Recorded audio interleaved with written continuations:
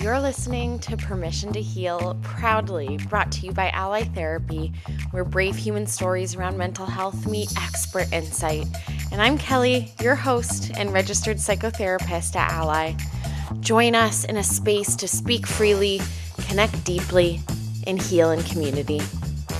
We are here with Christina Persaud, an intern therapist at Ally Therapy. She is almost done. She'll be done her practicum in December. And we're going to go on a really great journey of sharing what we love about being a therapist, sharing a little bit more about what it's like to be a therapist.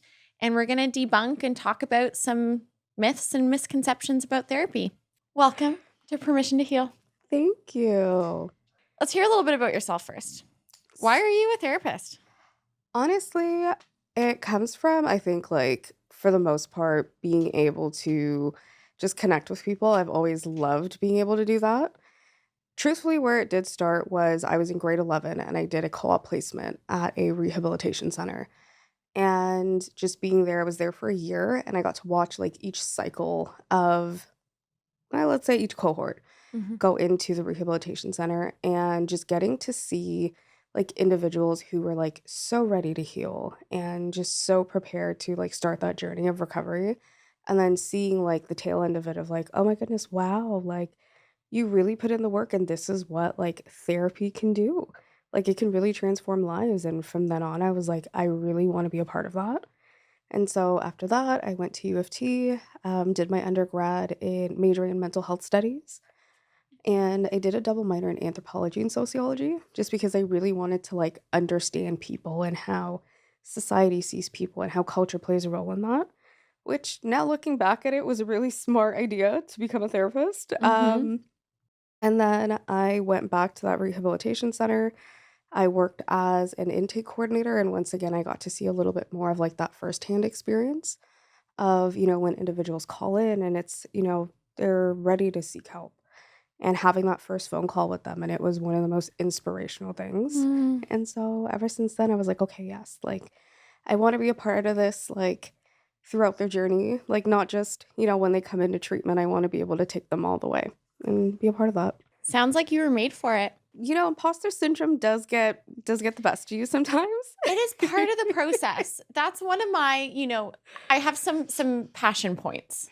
I care deeply about helping my clients with unnecessary guilt. Yes. I care deeply about unnecessary guilt. So you do not need to feel guilty or not doing anything bad. I also care deeply about normalizing the experience of imposter syndrome because we're always putting ourselves in environments and in situations that we shouldn't. We have no right to feel 100% competent. So feeling like an imposter is actually a very normal thing, and we can use it too. Yes. And that's something as the journey of becoming a therapist, I've learned that I've had to have a lot of acceptance and commitment when it comes to okay, you're not going to know everything. You're not going to be perfect. And even as my journey to when I'm working, with clients and you hear certain things of I wish I was this, or I wish I was able to do this, or you hear that they're really hard on themselves. You really do resonate because it's yeah, I get it. What does the imposter syndrome sound like to you as a therapist? It's you should know this, why aren't you more knowledgeable in this area? So I would say it's a lot more around competence. Whereas I'll be in session and I'll say things and I'm oh wow, look at you knowing things. So it comes and it goes, but definitely and I think it's because that there's this desire to help. You want to help so badly. Yes, and it's I wish I knew this, or I wish I was able to, and that's where it comes from. And then also there's that positive self-talk where it's okay, you're learning, I'm a baby therapist. You're gonna get there eventually. Nobody started off perfect. And perfect, I even say this to clients too, trying to be perfect is trying to be purple. It's near impossible. I love that. I'm going to steal that. Go for Trying it. to be perfect is like trying to be purple. Perfect I don't think it really exists in most scenarios. It doesn't. What you're really saying is, although we are in this role of being a therapist, that comes with it a lot of responsibility and a lot of assumptions around, because we help and support other people get their stuff together.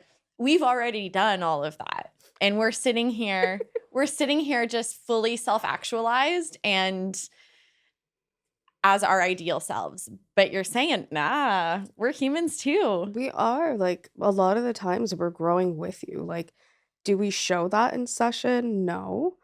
But on the back end of things, like, we are like, especially as an intern, like, there's so much that I've been able to learn from clients and vice versa, like, even about myself. And so you really do use that and you're like and it kind of makes the imposter syndrome, like, it quiets that voice a little bit where it's like, "Okay, you know what?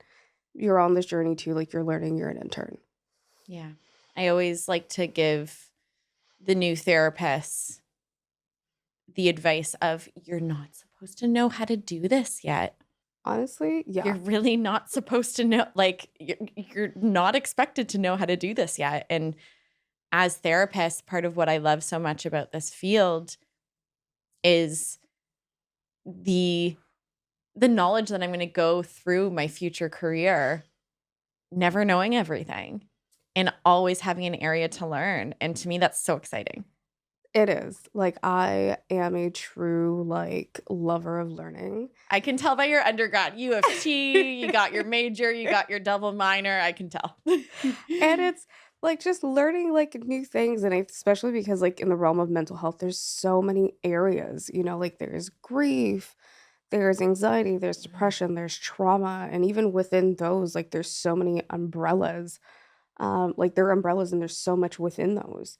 And so it's exciting, like, getting to spend a lifetime literally just, like, learning, like, different aspects of, like, human behavior and, like, also what helps them heal. What's been the most surprising thing to you about actually now being in this role as a therapist? How much I love it. And I know that sounds really cliche to say, but, like, before entering the role, you hear some of the things of, like, "Oh my gosh, like, what is it gonna be like listening to, everyone's story?" Like, you're gonna hear a lot of things. And the thing is, it's like, I thought, like, I didn't let that get into my head, and that was one of the things that I think surprised me of, like, how much I still love the entire role. Like, you do hear, some painful things at the end of the day and some things that we as therapists, try not to take home, but we do. Um, but yeah, I think I'm surprised of, like, it's one of those things where I wake up every day and I'm like, "I'm so excited to see my clients," like. I feel like that's an important part to touch on, because clients, right? Clients are coming in, and part of how we help support people to heal is by creating a genuine, authentic connection and Yes. relationship, that therapeutic relationship. It's a very unique kind of relationship. It's not a reciprocal relationship. No. It's the only one-sided relationship that's ever gonna benefit you. Yeah. Yeah, that's right, right? You don't want to find those one-sided relationships in any other areas of your life. But with a therapist, that's actually what you want to look for. And I've heard from people kind of feeling uncomfortable about this space of, like, does my therapist actually care about me? Because there is also an exchange of money for a service. This is also our job that we get Yeah, paid for. We don't do this for free. So I think that leaves some unknown or a discomfort. it's true, and from what I've heard, like, whether it's through, like, the people around me or even just on the internet in general, like, one really big misconception is that, like, therapists are only paid to care. And, like, I'll say for the most part, like, most of us genuinely do care. We just can't show it in session. Because this is supposed to be a professional relationship. It's supposed to be, it's about you. It's not supposed to be about our feelings. We're not bringing that into the session. It's mainly about you. And so we do care a lot more than we can show. And so that comes through with, like, learning and taking courses where it's like, like so and so is, experiencing this. Like, okay, maybe I'll take a course on this and read up about it. Or, I'm going to do a little bit more research into, this topic because this could really help this client. And so that's kind of on the, the back end, how we really do show our care. It's just we can't always necessarily be super explicit about it in session. Yeah, we're probably not saying, I really like you. But we are showing up, yes, in a professional role, but also as humans. I think if you don't genuinely care about your clients and you don't carry them with you to some extent, Yes. and you don't have that innate part of you that just wants to help and wants to walk alongside people in their journey, you're going to burn out. You're not going to last long. It's so true. You're probably not going to be as effective. No, like there has to be a certain level of care that you have as a therapist in order to perform as a part of the role. And that's what we do. Like we are a healing profession. You know, I don't want to say that you have to care, but like you kind of have to care. Um, and kind of what you were saying of like there's part of you that like carries that care like outside of the session as well, where like I experienced that too. Like if I have a client that I see on a weekly basis and they don't show up for like a week or two, like I start getting worried. I'm like, are they okay? Like, is everything okay? But like, you do have to contain some of that because you are a professional. But there is that back end worry of like, like, I wonder if they're doing okay. Like, is the issue that they're going on with, like, is that like progressed? Like things like that. So there is that kind of like back end worry that we experience too, I feel. Yeah. So, dear clients, we genuinely do care. We do. And I can say I like all of my clients. Same. Oh my gosh, any clients of mine that are listening, I like all of you. I really do. Honestly, same. And like I don't like all of you maybe, right? But like I genuinely enjoy all of my clients.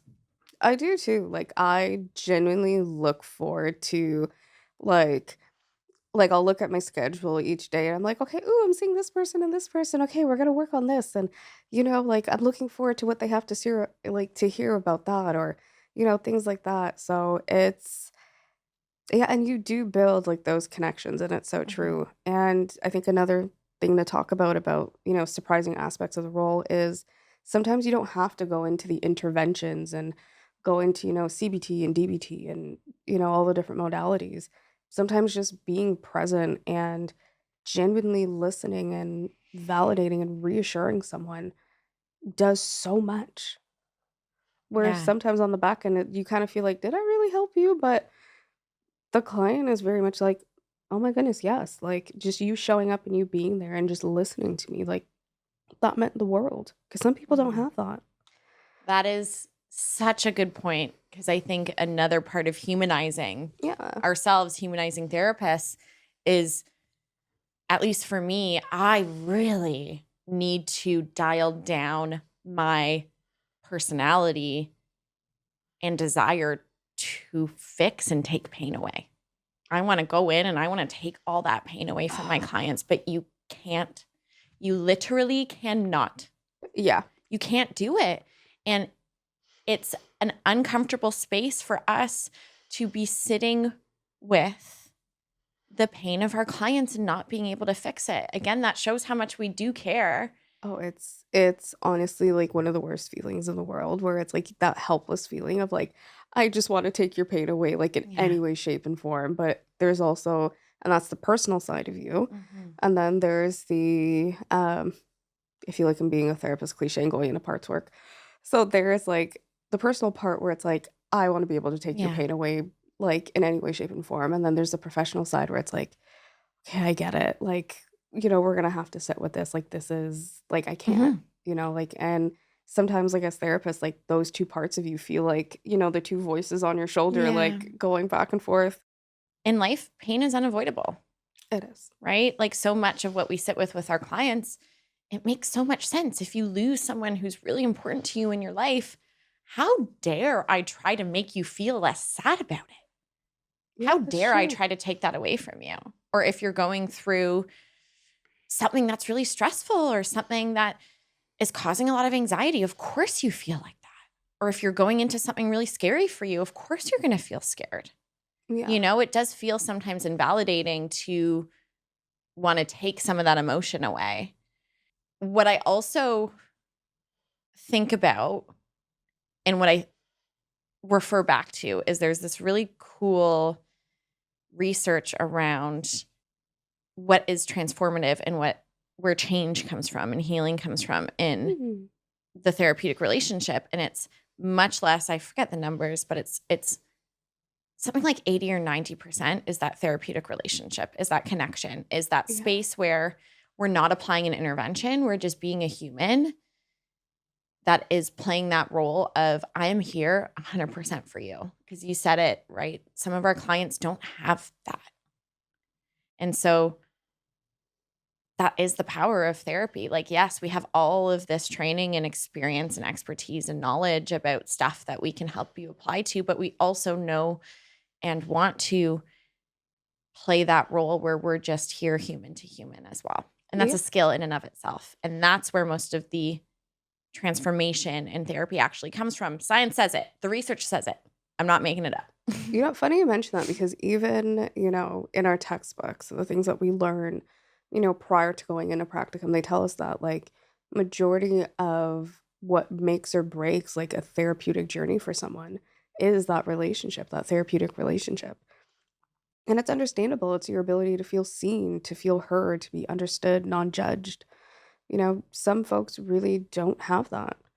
To have someone, regardless if it's within their inner circle or not, even that non-bias piece.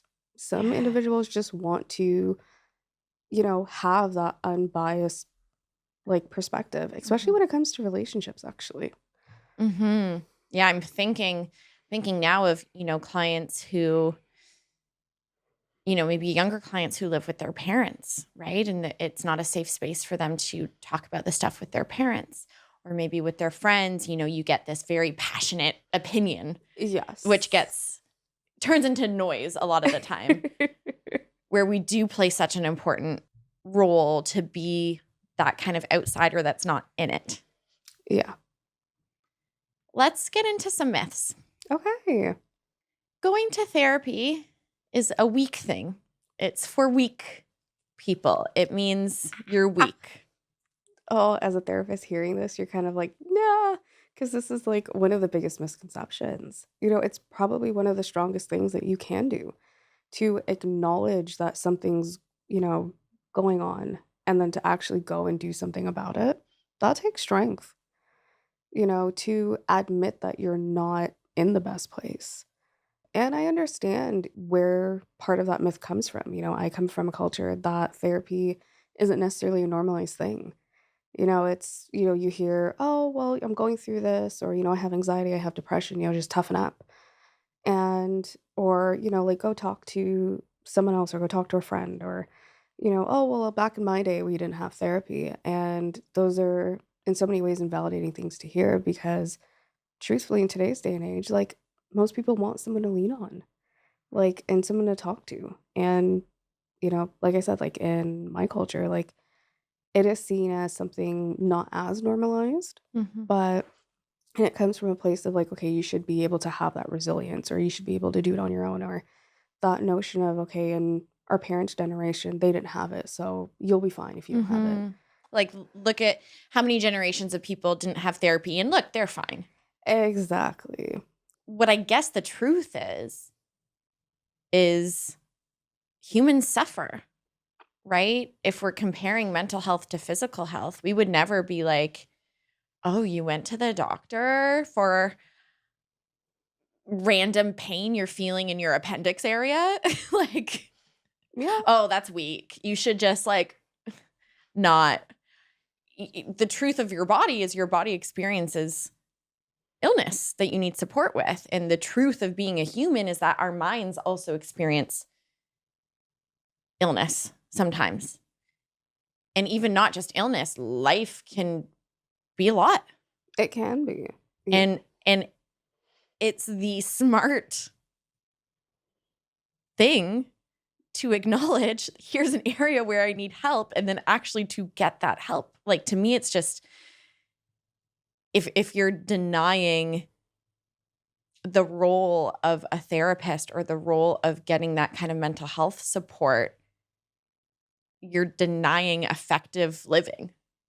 In so many ways, yeah, like I can see it that way. Because, with any other illness that we have, if you didn't receive care for it, there's kind of this notion of like, okay, you might not have the same ability to experience life and to the fullest.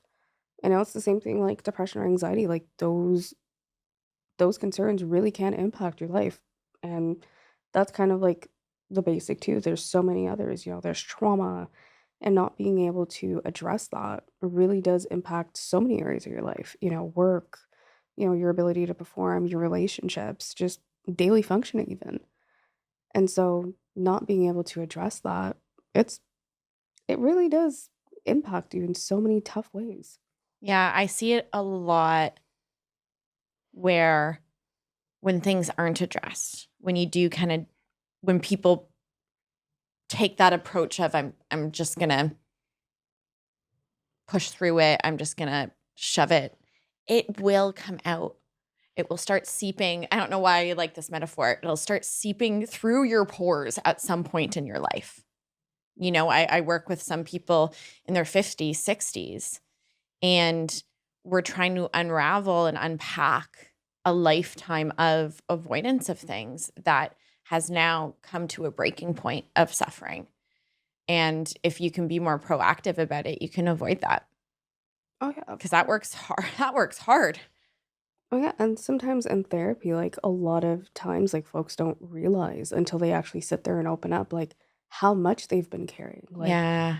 You know, even a few individuals that I know, they they didn't realize like they were carrying things from like either childhood or their 20s, like long into their lives. And, when they sit back and they reflect and they're like, wow, like I wish I was able to like address this.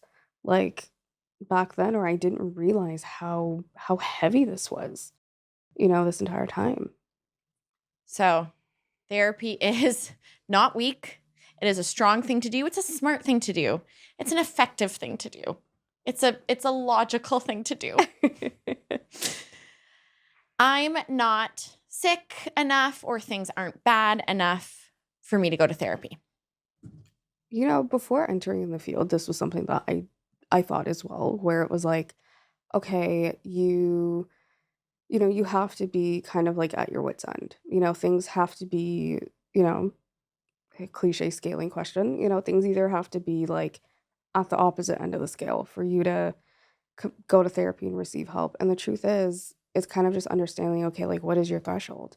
On a scale of 1 to 10, if one is not the greatest feeling, and that's kind of what you consider like the worst of the worst. Like, where are you on that scale to be like, okay, maybe 5 is a time where I need to talk to someone. And that's okay. You don't have to you don't have to wait until things get completely, the worst of the worst, or you feel like you're at rock bottom to be like, okay, I'm gonna go talk to someone. Some individuals come to therapy for maintenance. They want to maintain the work, or they notice that they're slipping into that slippery slope of things going downhill for them. And they're like, nope, I want to nip it in the butt. I want to be able to address this right when I can. And if you can address it earlier, the work is easier.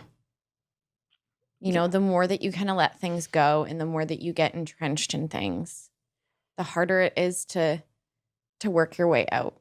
It is. Like, when you think of it literally like a snowball, Mm-hmm. you know, dealing with, like a little snowball when it first starts, what's one thing? Mm-hmm. You can pick it up, kind of Crush it, throw it, do whatever. yeah, yeah. You can manage it a little bit easier, but then when that snowball becomes like this big boulder, Yeah. like it's so much more intimidating to work with, and it can be overwhelming too.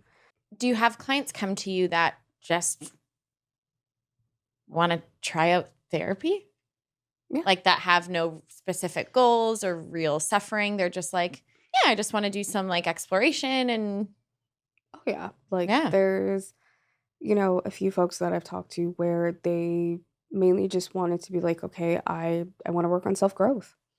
So it's not Cool. coming from a place of, okay, hey, I feel like I'm at rock bottom. It's I'm coming from a place of neutral and I want to grow from there. Like I already have a baseline and I want to be able to maybe address skills that I want to build on. Like a lot of folks come for communication Yeah. skills, or, how do I emotionally regulate myself?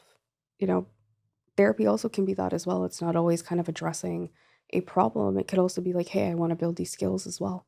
I have friends to talk to. Why would I pay a therapist to talk to them? I have friends. I have people to talk to in my life. So I think we address this in a bit too, where it's like therapy is the only one-sided relationship that really does benefit you. And, when you think of your own friendships, like there's probably times where it's like, okay, hey, I know my friend's going through something. I'm not necessarily going to open up to them right now because I know that they're dealing with a lot. Mhm. And that's tough. Or sometimes, the people around us do have their biases that they're not necessarily trained to kind of withhold. And so, like, especially like what I've seen with like individuals that are currently experiencing like relationship issues, one of the things that really get to them that lead them to go to therapy is like, I heard this thing from this person, and this person said to leave, and that person said to stay, and that person said to leave, and this person thinks I should stay, and then they've heard so many opinions where it's like, now I don't know what to do. It gets overwhelming. Yeah, Friends aren't trained. That's what I think about. Our brains are trained to look for patterns and see spaces where we can support the client. We're trained to look for distortions. We're trained to look for repetition compulsions from childhood patterns. We're trained to look for different parts of someone coming up. yeah, That's a skill, and that's, I think, something really valuable about therapy is we're sitting there with you with this goal of always looking out for what could be shifted to improve your experience. exactly. And another kind of myth to debunk as well, that we're not kind of all these like, very poised, very professional, like kind of blank slate. Like sometimes we Mm. do give like bestie vibes in Oh my session in a gosh. very professional way. But there is that Yeah. bestie vibes where like you'll see me go like Oh this and my gosh, I did of that and yesterday. so or, like, even coming up with little, like, catchphrases, or, little, like, slang within session that you have that's kind of just like a thing between you and your client, so there Yeah. is that ability for it to also give that bestie vibe, but in a very still professional way. Yeah. And it's a good friend of mine she just found a really good therapist that she really connects with. And she was talking to me about how this is kind of the first time that she hasn't like dreaded therapy. She's like, I actually look forward to my therapy sessions because I know that my therapist has the skills to help me, and B, like, I freaking like her and we get along and the vibes are great and like love it. Yes. That's what I think Ally's really great at is like having therapists that are humans and truly bring their personality. It's true, like, there is a diverse roster of therapists Mhm. that are there, and chances are, like, because there is so many of us, like, you may find someone that really does, like, vibe with you. And that's another thing too, like, you do have the ability to choose your therapist. You know, you can do consults with us, you can, and that's something that I tell, like, clients in their first Mhm. session is, "Hey, like, this is an opportunity for me to get to know you and how I can help you, and this is your chance to scope out my vibe." You know, Heck yeah. See if you're gonna like me, see if you're gonna feel comfortable working with me. Am I someone that you feel comfortable opening up to? Because that plays an important role. Absolutely. I always tell my clients, I just want you to get the support that you need. If that's with me, cool. If that is with someone else, Yeah, no hard also feelings. cool. Yeah, Like it's not, I think that's another thing that we work on is getting to that place of acknowledging it has nothing to do, like it's not a personal thing. It has nothing to do with us yeah, if we're not a great match with a client or a client doesn't match with us. And that comes with it a lot of freedom to have these honest conversations about, is this working? And if it's not, that's okay. Let's find you a therapist that's a better match. Exactly, because truth be told, like as we said, like that relationship really does play like a big role in your journey. Ooh, Mhm. sorry, I felt like a sneeze was coming on. Speaking of humanizing therapists, I've been having allergies lately, so I'm like blowing my nose in the middle of sessions. oh my gosh, same. My dog will bark like And you know what? It's sometimes it's really speaking of that, like it's really encouraging for like some clients to see the human parts of a therapist because it validates their experience so much where like one of my biggest philosophies as a therapist is like come as you are. Like I'm Mhm. going to accept you as you are, come Mhm. as you are. You don't need to put on like this, like mask or this like kind of like persona to come to therapy. Like listen, if you have your little quirks, I love those quirks. Bring them into therapy if that's what's going to make you open up, by all means. Related. What about maybe the fear or the misconception that we're going to judge our clients? Oh, never. How do we do that? How do we never judge our clients? It's funny you mention it because now that we're talking about it, it's so much harder to describe. Right? It's just like I would never even think about it, but I don't actually know how I do it. That's why I asked. Literally, because it's like the frame of mind that I go into is like we're all human. Like it's so human to be yourself and have those experiences, and everyone has different experiences. So like why and also who am I to judge? You know, everyone has a past, some that they're proud of, some that they're ashamed of. I know I do. Mhm. So, how could I sit there and you're coming to me and you're sharing your most vulnerable self and be like, never. Yeah. It's also that level of empathy too that we have where it's like, hey, I get it.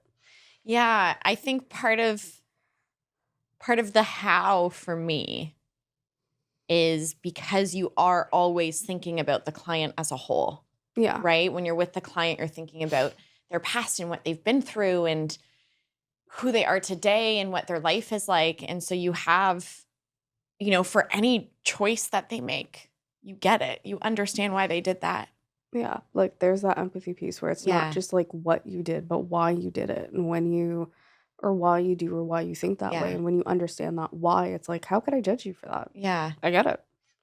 And I think the closest thing to like judging that I would do would be like, not a great choice. I didn't I even think that's the same. I think that's, yeah. And like, that's when I would say that with some clients because I can tell that they really. know.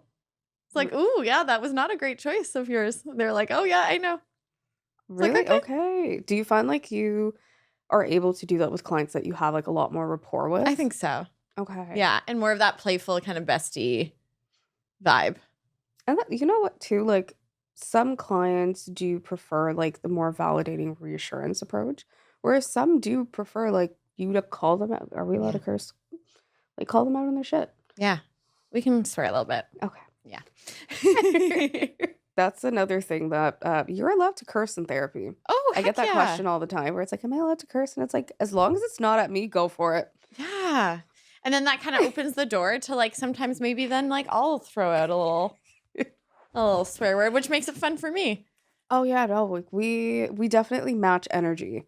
Hmm. Like in a very professional way, but we do match energy Yeah. where it's like we'll meet you exactly where you're at. Yeah. Yeah. Love it. What about the folks who are thinking about therapy, but it's the fear? It's the I don't feel ready. This feels scary. I have a lot of pain. I have a lot of past experiences and I'm not ready to go there. That sounds really, really scary to me, but I'm thinking about therapy. So my take on that is there's a difference between willingness and readiness.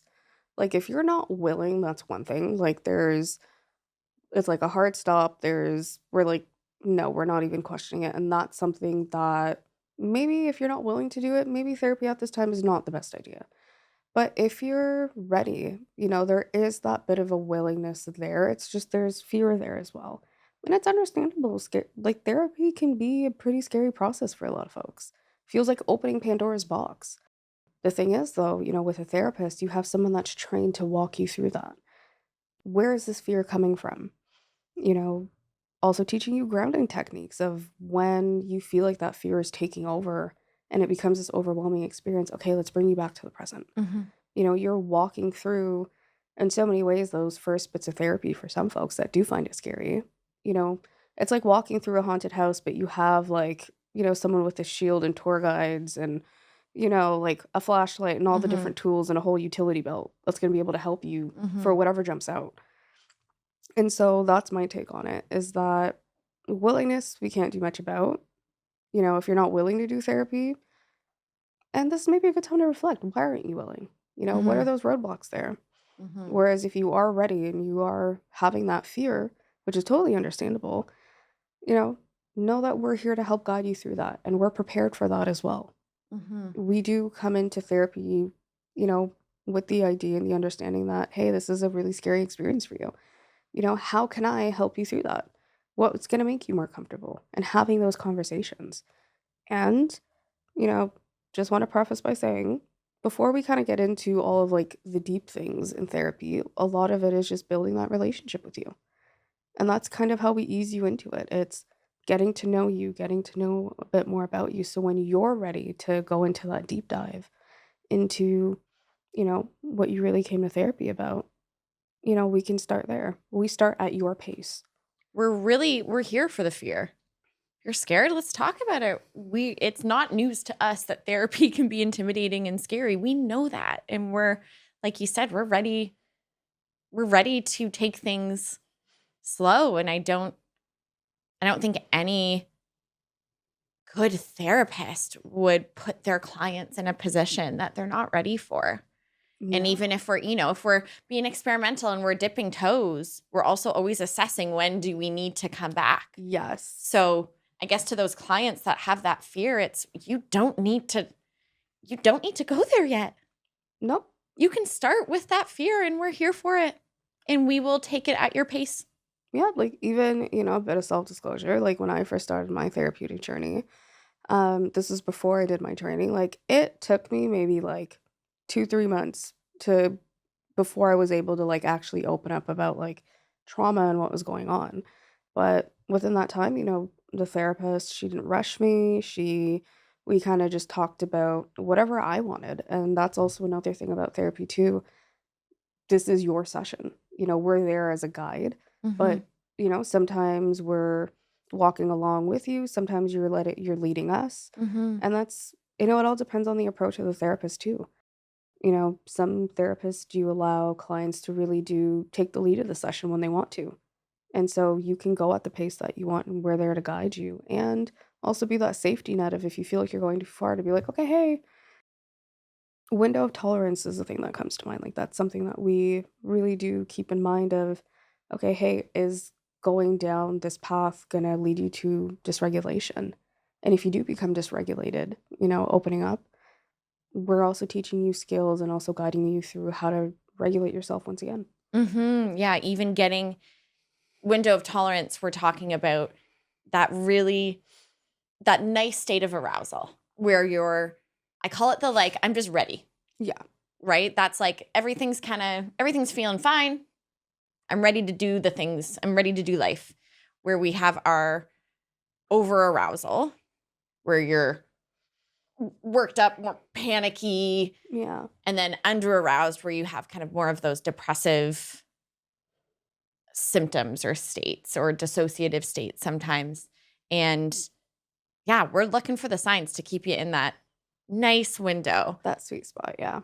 And if we get out of it, that's an opportunity. It's an opportunity to work together and for you to have somebody support you to emotionally regulate. Yeah. So in the moment support and learning. Oh, yeah. Like, we are that trusted, handy sidekick. Like, as I mentioned with that Yeah. analogy of, like, if you're going through a haunted house, like, we have the tools and, the ability to help, okay, bring you to a sense of safety. Even when you are navigating what feels like, going through your trauma again, which can be a Yeah. really scary place. Yeah. Christina, is there anything we didn't touch on that's floating around in your brain? There's one misconception, and it's the idea that therapists give advice. Do we? Do we give advice? What is it? Okay, also, what is advice? Let's define advice. That is a really good question. When I think of advice, I'm thinking like more so a phrase rather than like an actual thought process. And so what I'm thinking with advice is like, oh, well, you should do this. Or, those should or you could. And like those kind of recommendations, or kind of giving a client like a direct action plan of what to do or how to think. And so, truth be told, even though, yes, I understand, sometimes you do want to be able to have someone to tell you, like, okay, this is what you should do. We're also robbing you of so many things by giving you advice. We're robbing you of the ability to make decisions on your own, to be able to stand on business when you do make that decision and have that confidence in yourself and your ability to decide. Advice is also tricky because what I might do in a situation might be very different than what you might do too. And so your experience might be so different from mine, and me telling you like, "Hey, this is what I would do," that comes from a place of bias, which is probably not what you want. No, I think about it as, ooh, I'll swear, how the fuck should I know what you should do? I'm not you. I'm not in your life. But let me be a mirror and let me guide you through figuring it out for yourself and feeling good about an end point. That's where Yeah. I see my role. But like, they ask if I'm like, I don't know. I'm not you.